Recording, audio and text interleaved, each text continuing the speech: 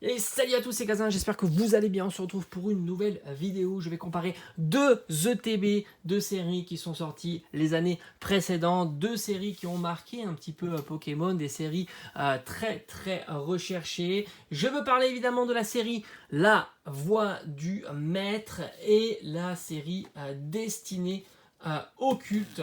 Alors je vais faire comme ça des séries de vidéos où je vais comparer des items, que ça soit des items des ETB, des coffrets ou des choses comme ça, des items Pokémon, ça peut être aussi des Pokébox. Et on va comparer aujourd'hui deux magnifiques ETB. Hop, on remet le cadre, on se remet bien tranquillou. Deux magnifiques ETB, l'ETB La Voix du Maître et l'ETB Destinée occulte. Alors il faut savoir que ce sont des séries qui sont sorties en 2020 pour La Voix du Maître et en 2019, tous deux à la même période en fin d'année pour la Destinée occulte. Alors pourquoi comparer ces deux items? Parce que tout simplement elles ont grosso modo la même valeur en scellé. On tourne aux alentours de 150 à 200 euros pour une ETB parfaitement scellée. Je vais attribuer des étoiles et on va comparer dans un premier temps leur contenu. On va comparer après les séries et enfin on terminera si c'est intéressant ou pas de les ouvrir ou plutôt de les garder en scellé. Donc on va pas s'intéresser au prix puisque leur prix de lancement était identique. On est sur une série .5 où le prix de lancement est aux alentours de 60 euros, entre 55 et 60 euros, peut-être un petit peu plus, ça c'est comme ça, on peut pas, ça fait partie du système, mais disons que leur prix de lancement était sensiblement le même. Donc ce sont tous deux des séries .5, ça veut dire qu'elles ont le même contenu. Alors maintenant, ici on a une ETB qui a mis en avant le Dracofeu sous la forme la plus extrême, la forme Gigamax, très sympa d'ailleurs.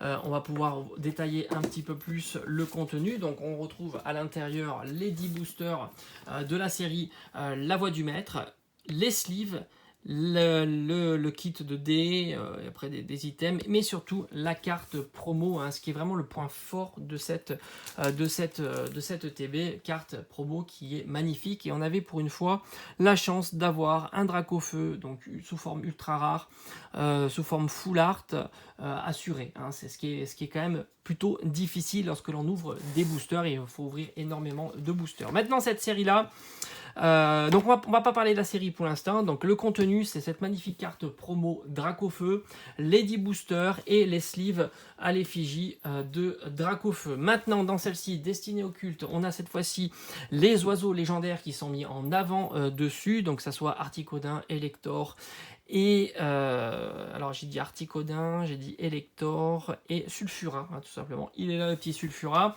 Donc cette fois-ci ils ont priorisé sur les oiseaux légendaires, même si Dracofeu fait quand même partie de la série. Esthétiquement parlant, les boosters sont juste incroyables, bien plus sympas que ceux de La Voix du Maître.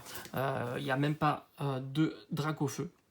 Voilà, c'était un petit peu la particularité. Dracofeu n'est pas mis à l'avant sur les boosters. Là, on a vraiment des situations de fou. Mewtwo, Mew, Elector, Articodin, Sulfura. On a du Dracofeu, Shiny. Enfin, c'est très sympa.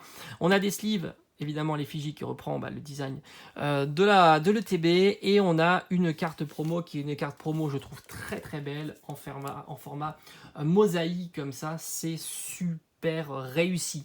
Alors là, je trouve que, je vais me noter une note sur 5, je trouve que le contenu, tous les deux, c'est des très bons contenus, donc je vais mettre 4 sur 5 pour les deux ETB. Je vais mettre une égalité, même si sur la carte promo, je pense que l'ETB, La Voix du Maître, gagne légèrement, mais sur le design des boosters, la série Destinée occulte gagne aussi. Les sleeves sont plus intéressantes sur l'ETB, La Voix du Maître, mais au final, je pense que le bilan est plutôt équilibré entre ces deux ETB. Maintenant, on va attaquer à la série, ce qu'il y a à l'intérieur. Et là, ça change du tout au tout. Je vous rappelle que ce sont des ETB dont la valeur sont sensiblement équivalentes. On est aux alentours de 150 à 200 euros pour une ETB parfaitement scellée. Et là, on va voir que c'est pas la même histoire sur le contenu de la série. Là aussi, je vais mettre sur 5 une note. C'est évidemment un avis personnel. Alors c'est une série qui est plutôt toute petite, c'est une série .5. On a quelques Pokémon qui sont très sympas. Moi pour ma part, je trouve que les cartes les plus intéressantes sont les cartes simple V, comme le Florizarv Felinferno V, je les trouve très sympas. On a du Gardevoir qui est plutôt cool, un petit peu de Lucario. Krakos, moi, je trouve pas exceptionnel. Torgamore non plus.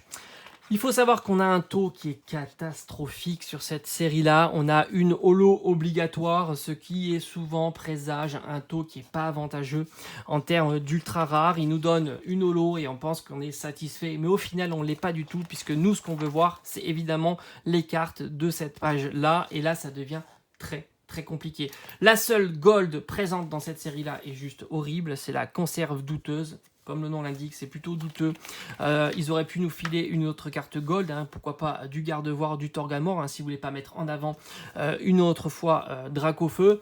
Mais je trouve que voilà, c'est très compliqué. Les seules cartes qui sont intéressantes de cette série, c'est le Dracofeu VMAX et le Dracofeu V Shiny. Voilà, c'est deux cartes qui sont très intéressantes, mais on sait très bien que pour les avoir, il faut avoir soit excessivement de chance ou alors ouvrir énormément de boosters. Les autres cartes sont relativement accessibles à l'achat, hein, tout simplement. Je crois qu'un Torgamore ça va être une vingtaine d'euros, je pense qu'un Gardevoir ça doit être pareil, et les cartes Dresseur, Peterson et Cabu, on doit être aux alentours de 10 à 20 euros, là aussi très accessible. La conserve douteuse aussi n'est pas très chère, et du coup le set est relativement bon marché si on fait abstraction des deux Dracofeu qui coûtent relativement cher, surtout le Dracofeu V.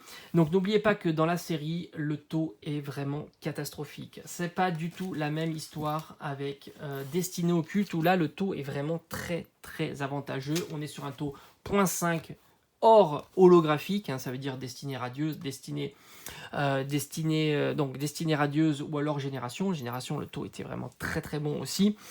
Et par conséquent, on a souvent des ultra rares, et il faut savoir que dans cette série-là, à taux avantageux, beaucoup de cartes sont chères. On va dire, celui qui veut acheter, enfin qui veut compléter sa série, beaucoup de cartes sont relativement chères. Même le Dracofeu GX est une carte plutôt facile à avoir, cote relativement haut. Et si on attaque la série des petites shiny et des grandes shiny, là il y a énormément de cartes qui valent assez cher, comme le Rel Salamèche, le Reptincelle, il faut compter une quarantaine d'euros, mais il y en a évidemment d'autres comme le Filali, même Electrode, Mewtwo, GX, Givrali, hein, beaucoup de cartes ici. Alors évidemment il y a le Dracofeu qui coûte très cher, qui est la carte la plus chère du set, mais il y a aussi d'autres cartes comme le Mentali, le Noctali, Nymphali, voilà, beaucoup de cartes.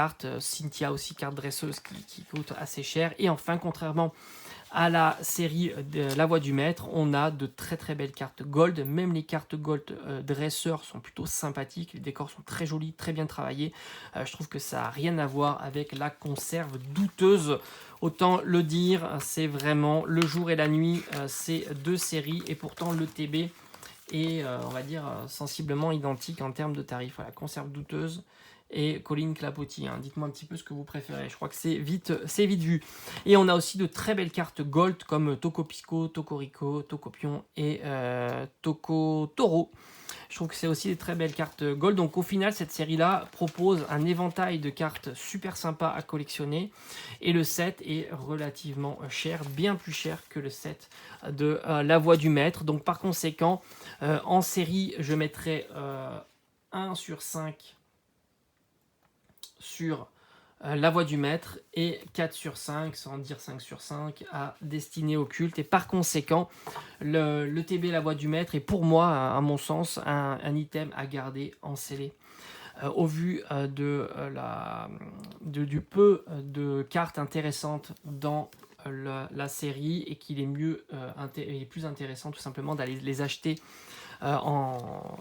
sur internet plutôt que d'essayer de les avoir en ouverture, alors que sur la Destinée Occulte, là ça commence à être intéressant de les ouvrir même à 150 euros. Ça reste ok, puisqu'on a l'opportunité de mettre la main sur tout un tas de très belles cartes, et du coup on n'est pas tellement perdant sur les ouvertures. Donc je mettrai en ouverture un 1 sur 5, pas loin de 0 sur 5, et en ouverture pour Destinée Occulte, même un tarif de 150 euros, on est aux alentours de 4 sur 5, puisque ça reste quand même, sans compter que vous savez que vous allez avoir la carte promo qui est vraiment très belle, les sleeves qui sont quand même très sympas aussi, donc il y a un petit contenu bien sympa, les 65 sleeves, et après les 10 boosters, et sur 10 boosters on peut facilement avoir au moins une centaine d'euros de cartes, à savoir avec petite shiny, full art shiny et les petites cartes ultra rares, et même certaines cartes reverse sont plutôt recherchées pour le master set. Voilà, j'ai fait le tour de ces deux TB, donc c'est le jour et la nuit, ou la nuit et le jour entre ces deux-là. Je ferai certainement aussi le fight de Destinée Radieuse face à Destinée Occulte, même si là les tarifs sont complètement décalés.